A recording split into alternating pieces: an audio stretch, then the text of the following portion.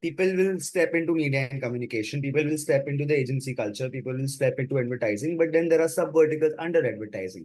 So you can't really be doing creative as well as media planning. So you need to even decide your niche within the niche. So that clarity steps in, and also a lot of things that uh, you need to learn will take a little longer time while you are working in one vertical to know about some other vertical.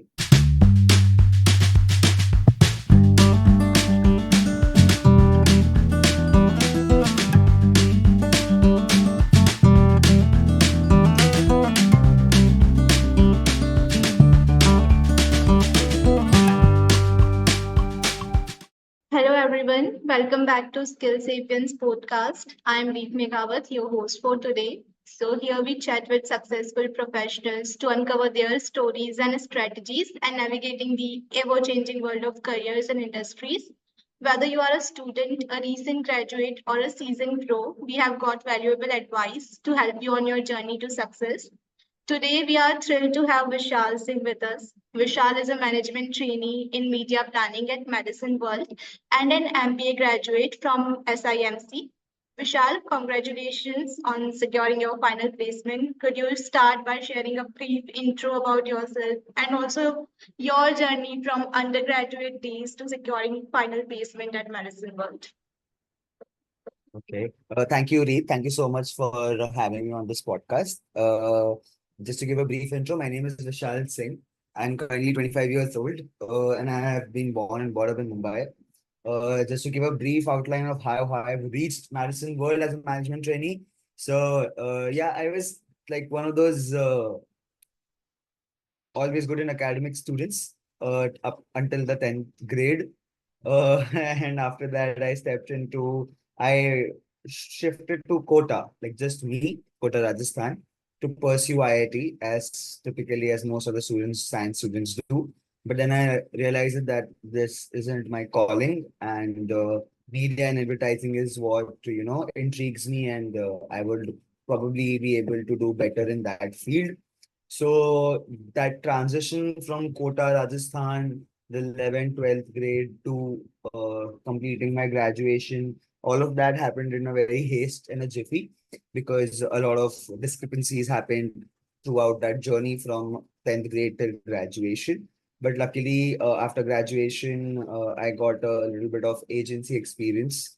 I was working with an agency, Gozu, as a brand reputation management intern, and that's when I realized that I need to find a good career upstarter and maybe pursue an MBA or something of that sort. Mostly pursue a master's in the field of media and communication, and that's how I ended up at SIMC. MBA was not the goal, as most people's cases are. My goal was just to learn more in media and communication, specifically media planning, because that was what I was interested in right from the beginning, right from my BMM days. I did my graduation in Bachelor's of Mass in Media. Uh, and yeah, that's how I ended up at Madison World. Had a uh, good internship experience with another reputable agency called DDB Mudra. And then finally, I am here at Madison in the role I want to be with the company that I think does the best media management in the industry.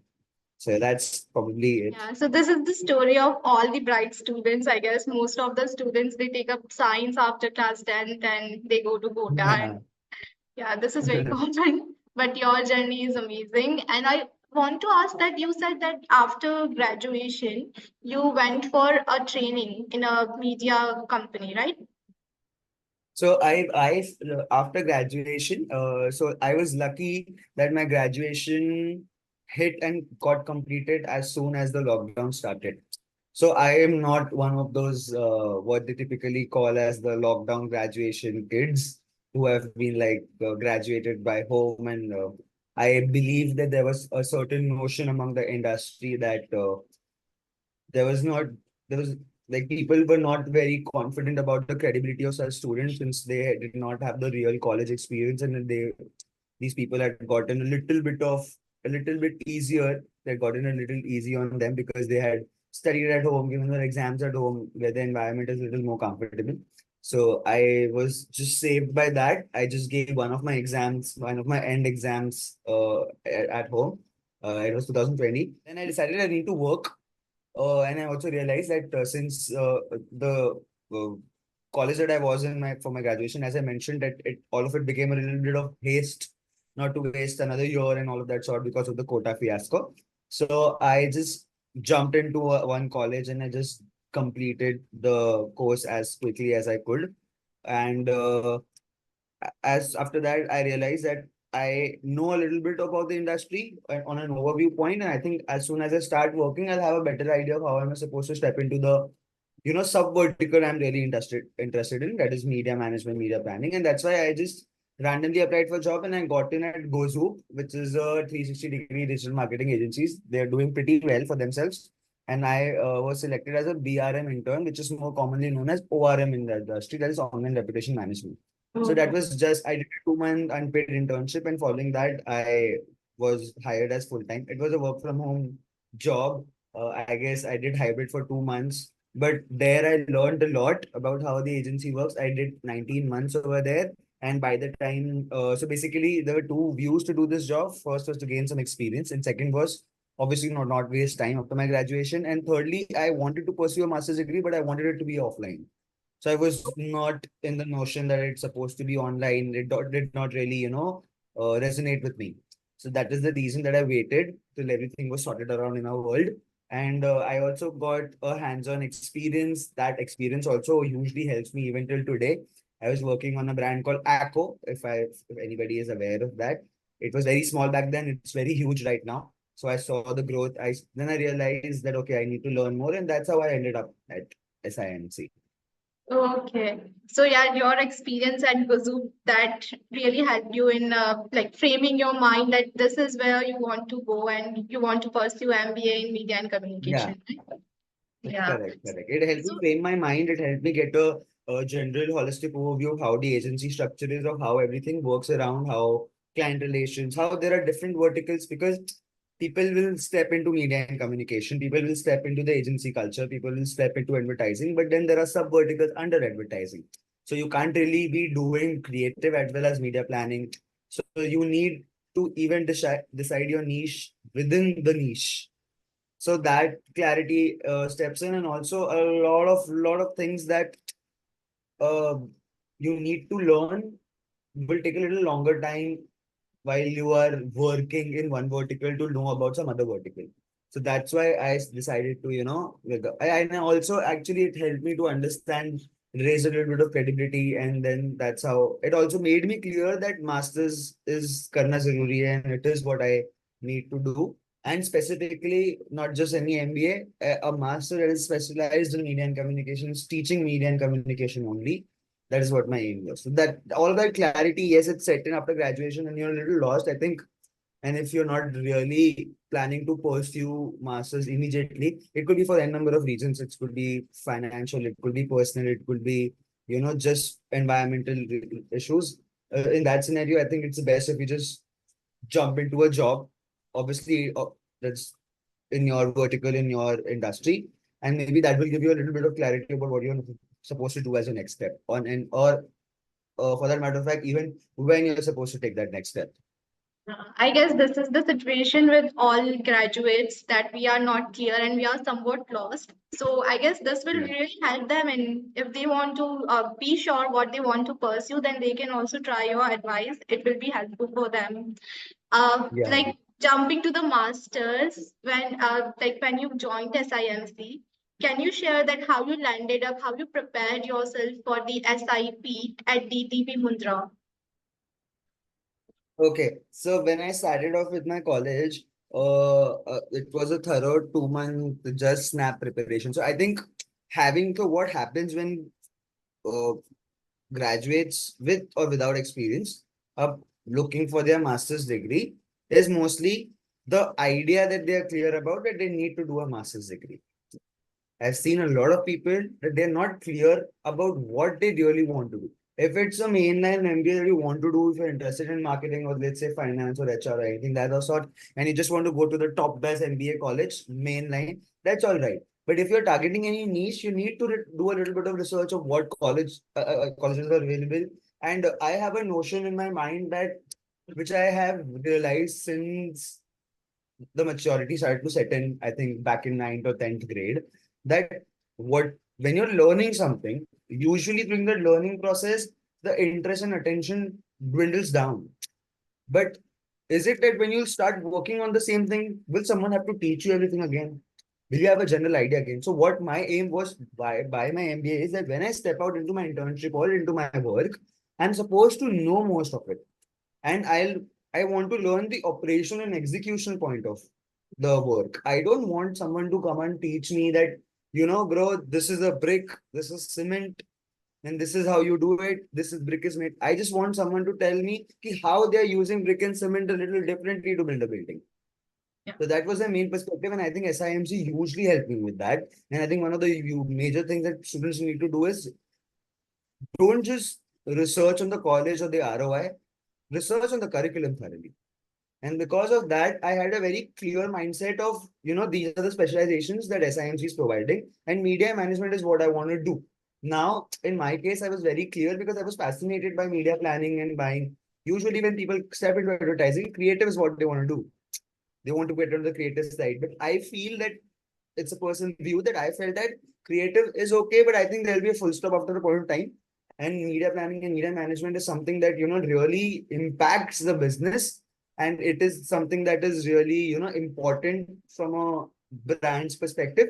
So that is what I wanted to learn. And luckily, SIMC's curriculum was so top notch that by the time I was preparing for my summer internship, I had pretty much hands-on on how media planning works, on how the terminologies, reach, frequencies, there are a lot of things involved in it. So I was very much into it. I knew it. And speaking of clubs and committees, yeah, it's also, I think this is the technical point of it. Also, what I've realized is a lot of people, when they step out into their MBA colleges, it's a change of personality. It's a change of environment totally. A person who might not be speaking at all, who might be an introvert all their life, this is the time when they outshine. This is the time when there's a huge personality change because the colleges, present you with such opportunities. So I think in that situation, you have to challenge yourself a little. You have to, be ready to step out of your comfort zone, which you were not able to do or which didn't really vibe with you earlier. But I think this is the main issue. And the college, if if you're lucky enough to get a residential campus or something like that, if you're living on the campus, if you're stepping out of your house to go pursue your MBA, this will be even more beneficial because first of all, you don't have the sense of any other authority figure over you. It's you that you're making your life. It's you that you're handling your life. So I think that really helps. You have to step out of your zone. You have to try and, dabble into different things because what happens there is that all of this simply might. So if you join some club, if you join some committee, it might not really upskill that skill set or that talent, but eventually it will make you very good into the soft skills. It will make you confident to try new things. It will make me confident to enough to, go out and speak and present yourself. So learning something and presenting it is two different things. You must be very good at pottery, but maybe you're not very good at marketing it, or maybe you're not very good at speaking about it. It won't sell then. So those things are very important. So as all of the other points that I said helped me in getting a clear understanding of my technical basis that, okay, I know how a plan works. I know what media planning is and everything. I know what my role is. The second things, the clubs and committees really helped me, to be out there, speak confidently. Like even if you don't know what is going on, just on the basis of your talking, you can remove pitches like this. So that's what I did. I was lucky enough to be a part of the placement cell, which is one of the most prestigious cells of any colleges. So I was part of the placement cell. So I think placement cell helped me hugely. And I'm assuming you'll be talking to more placement cell members. So it really helped me hugely because you had to directly converse with the companies and all of those professionals. So that set in. At the same point of time, I was a part of the debating society. I was part of the dance circle. I was part of the drama circle. So I did a lot of performances. I went out there. I was always the first one to volunteer. I helped in the events. I participated in the debating competitions and all of that. I think a lot of things that I had not done earlier, I was like, okay, this is the time I'm going to try and not going to shy away. So, okay. Also, this will not always work in your favor because the world is cruel.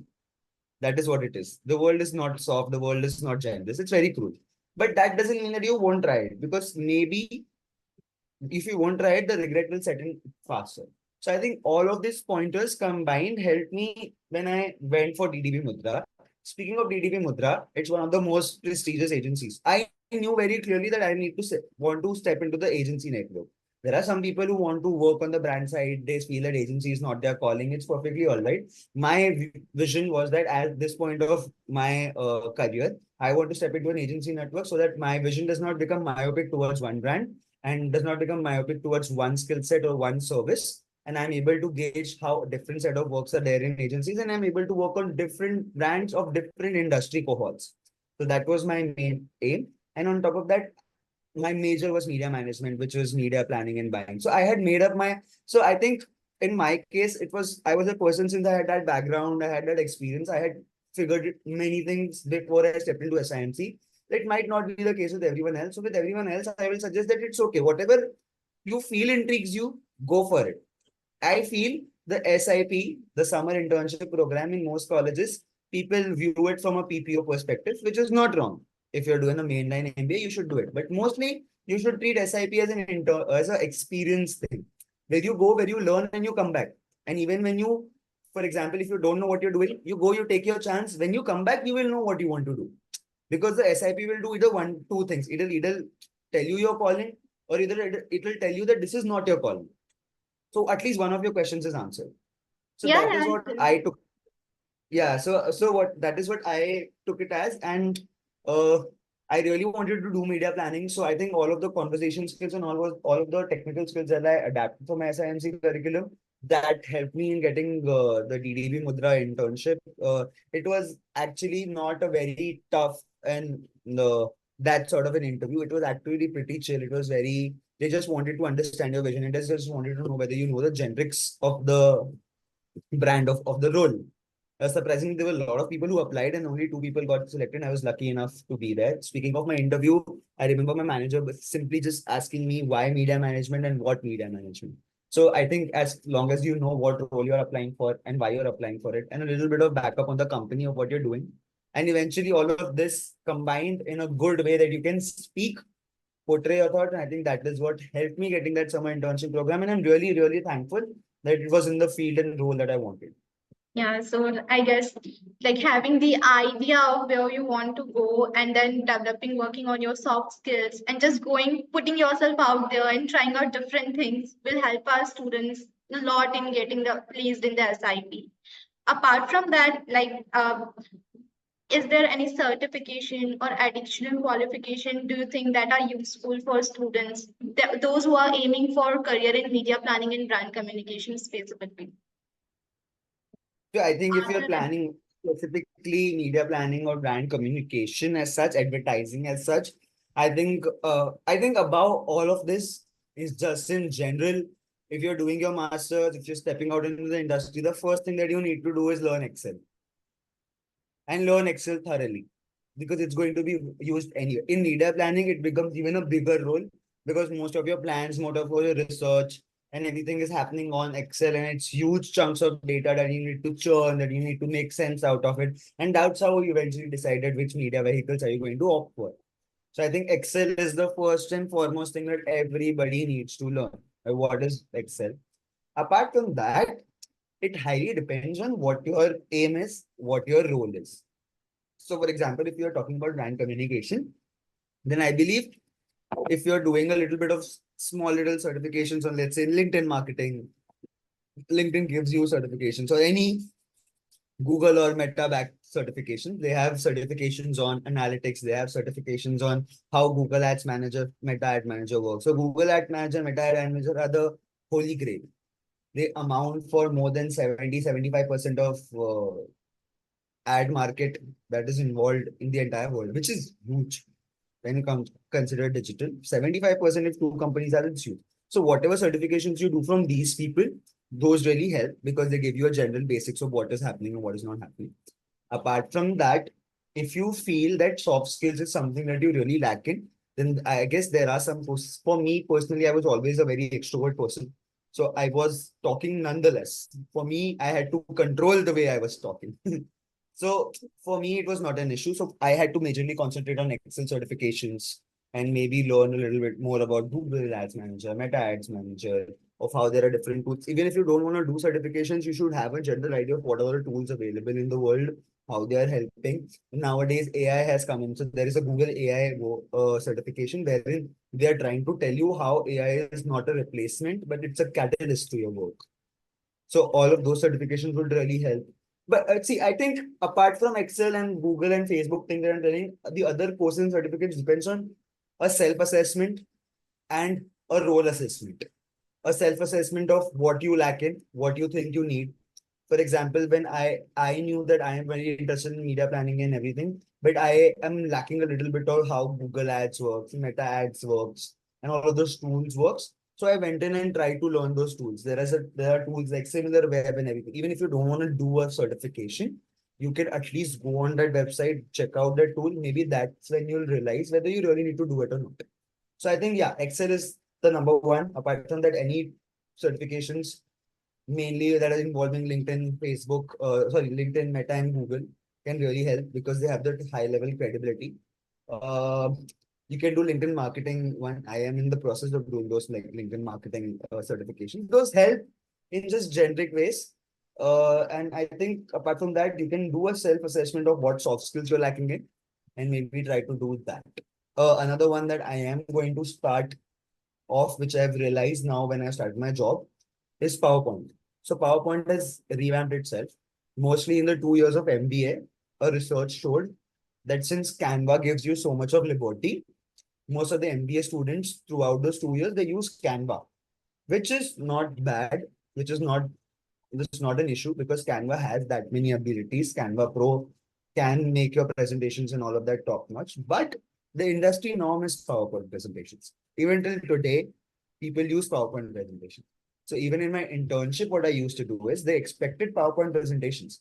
But since I had my hands on Canva, so I made presentations on Canva and then I converted it into PPTs. I downloaded it into PPT format from Canva.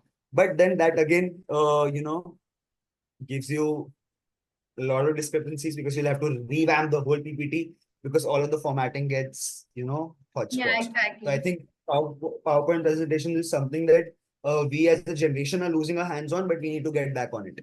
Because even there are many features and everything that we don't know. As far as I remember, when I started making presentations and presenting skills are very important. They're very important. As I said, I was an extrovert throughout my 2 years.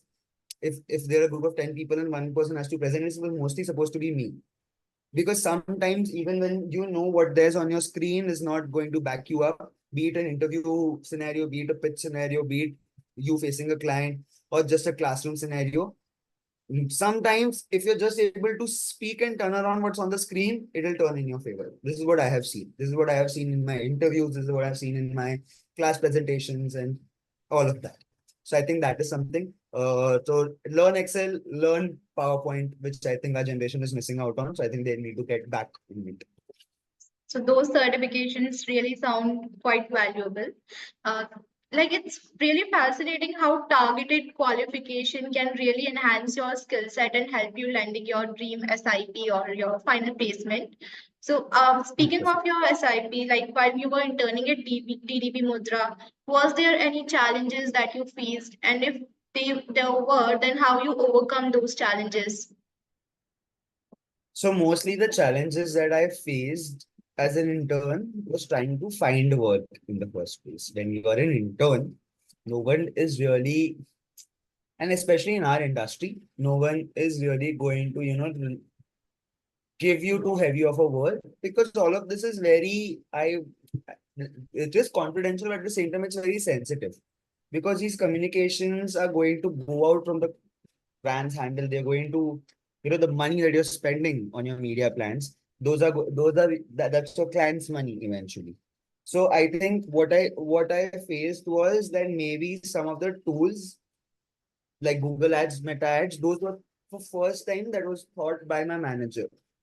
So I think those were something that if I knew in advance, I spoke about PPT.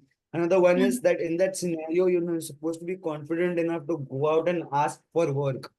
So if you're not being given work, you have to ask for it because no one is going to cater to you as an intern in a big agency because they don't have that time. And because they don't have time to give you that big work, they don't have time to rely on you because you were there only for 2 months. and that's like penny time for them. 2 months is nothing.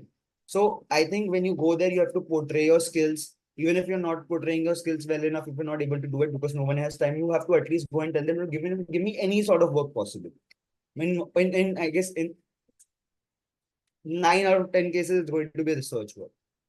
Which sounds boring, but trust me, that is the spine of basically every marketing gig that we are doing in the industry. Any marketing gig, any finance gig, without research, everything is spineless. So I think all of these challenges I face, I think more than challenges, I realize what is more important. I realize that in that scenario, instead of sulking and sitting that, oh shit, I'm not getting work, and my friends in other agencies are getting work, it depends. The larger the agency you target, the lesser work you're going to get as an intern. Because the larger the industry, the more the seriousness and the level of their work is. So in that case, communication becomes key. You have to go out there and communicate. You have to try. And even if when you don't have any work, what I used to do is I used to just see that which team member is free. And usually agencies have the advantage that they follow open flow network. So you might have one team sitting in one bay, the other team sitting in one bay. So you can go out there and converse, and people are usually nicer. So you can ask them. So I will suggest that go and ask what the work is being done. Even if it is not related to your vertical, you have to go out and understand that. So all of these challenges I face, I realized which was really slowly dawning on me while I was in my second semester, but it got completed in my internship that whatever you're presenting needs to be backed up by numbers. Simple ethical values that you need to include the sources everywhere. And as I mentioned, PPTs. And also, after your one work is done, maybe you will have to sit down. And in that sit down time, you can go ahead and again talk to people and try to understand how the work is being done. So Yeah, so instead of, kind yeah, it's important to talk to people, go out there yeah, and ask for the work. And yes, I hope ask our for work. audience, yeah, I hope our audience are making note of these points. So coming to the final placement, what steps did you take to prepare yourself for final interview and application? And also, how is the selection rounds at companies like Madison looks like, and how they shortlist the candidates, and how can a candidate can navigate these rounds? How can they prepare Okay. themselves? I'll answer this question from two perspectives. One, from a perspective of Vishal Singh, the candidate who went and appeared for Madison World and got selected. And other Vishal Singh, the placement member who conducted several processes, saw several of my friends getting rejected again and again and again, whereas I know their credibility.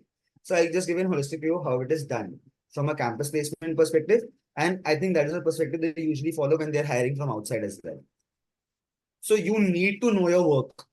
It is not like your typical interview where you sit, you talk, you say, I know these things, and it's going to go. You need to have factual data. You need to have numerical back data. Whenever, if someone is asking you a question that, hey, was the day good today? I can answer it and hey, the day was good. I did this, and I did this, and I did this. Or else you can answer the question, hey, the day was good. I saved 30 minutes of my time. I conducted 4 more tasks than I was supposed to do. And I have, say, 1 hour more left for my leisure time. The answer becomes shorter, more impactful, and more understandable. That is one thing. Thirdly, whatever role you're applying for, don't go unprepared. If you can and are able to get any sort of information on that role, please do it. Please read. Please get to know everything about the company, the clients, its work. Maybe they won't ask you it, but what if they do? In most cases, they did. So that helps. Thirdly, most of these companies, the process that they follow is it will mostly be a GD, a group discussion, and an assignment round. This can be switched around. Sometimes the assignment round comes first and then the GD comes in. And then it's finally ended by a personal interview. Now, GD and assignment are the two rounds where we see students struggling the most. Okay, even me, a person who was very extrovert in the way I was speaking, I was a little skeptical and scared during my GD because GDs are random. They might be, related to the industry. They might not be related to the industry. And when we step into GDs, what I have realized, looking at everything, people when they step into GDs, they step into it from a sense of competition. GDs, according to the recruiters, are not a judgment of competition. They are a judgment of collaboration. So you have to go in from the mindset of collaboration and not competition. Because what they're trying to see in the GD is not whether who is the loudest in the room. They're trying to say who is the loudest and the most cooperative in the room. They're trying to see who can run a team. They can trying to see who can be a part of a team, not lead the team. That they will decide. For that they have their KPIs set. So mainly when you're in a GD, you have to remember that you have to put out your points very thoroughly, and you have to not get overshadowed by anyone. But at the same time, you have to also seem collaborative. So adding on to your point, so I agree with you. I would also like to add on. These are some keywords that people usually use, and I used to use, and I think that you know got yourself an advantage. Another thing I've also seen is people get scared and they won't speak. So be the first one to speak. Be the first one to speak and urge others to speak as well. Ask others for their views. If people are, if you see someone who's being very silent, who's not saying anything at all, ask them, hey, what do you think on this? Because eventually in a GT, in the end, ask you to give a consensus filled, some answer, something like that. Yeah, exactly. So I think that is Yeah. one for GD. And apart from that, for the assignments, usually for placements, you get assignments that is related to your, say your work field or something like that. So when you're doing your assignments, again, be thorough, do it better than any of your campus assignments you've done. Because most of the judgment is done on assignments. Again, you have to back it up by data and everything, and that is how you can make it for nice. And I think for Madison also that the same thing happened. We got two GDs, and I had made sure that I was the one speaking. I made sure that if the team is not reaching a consensus, I'll make them reach a consensus. And Yeah. eventually, in the interview, it's just a culmination of everything, and you put forward the work that you put in, you put forward the expertise you put in. And if you just know generally about the company industry, be thorough. Don't go underprepared. Maybe you Yeah. won't be asked that questions. Okay, your knowledge is increasing. Yeah. So Be guys, so thorough that उस role पे अगर किसी ने तुमको assignment दे दिया, you'll be able to do it. thank you so much for sharing your journey and insights with us today. We Yeah. wish you all the very best for your career at Madison. So, do you Yeah. have Thank any you. final thought or advice to our listeners? Yeah, I will just say that, while you're studying, don't just study, have a clarity of what you really want to do, have a clarity of what niche you want to pull in. I think you can follow an umbrella sort of thing where I call it the Naruto chakra. So I watch an anime which is called Naruto, and there the chakra looks like that. So you have a center idea that you're really focused in, but as well as that, there will be 4 to 5 things branching out of that. So please have information on that. Don't stop learning. Please keep on learning, keep on reading. Even today, I try to learn and read as much as I can on subtopics. If anything intrigues you, go and be a master of that topic. It's okay to be a master of 2, 3 things and be average, because that increases your skill set. Please continuously learn. Please don't ignore. Have that drive in you always, that I want to contribute to the company, and it will eventually add on to your credibility, and it will add on to your success as well. Any sort of certifications, any sort of reading, keep doing it. Have your industry vertical set in, have your zone and vision set in. If that doesn't happen, it's okay. Give yourself some time, have some experience, you'll eventually get on it. And any sort of time you get to do some extra certifications, please do it. Knowledge is never going to hinder you, it's always going to propel you. Wise words indeed. Thank you for tuning into the Skilled Sapiens podcast. And to our audience, if you enjoyed this episode, be sure to subscribe to our channel. We would love to have you back. And until next time, keep learning and growing. Thank you.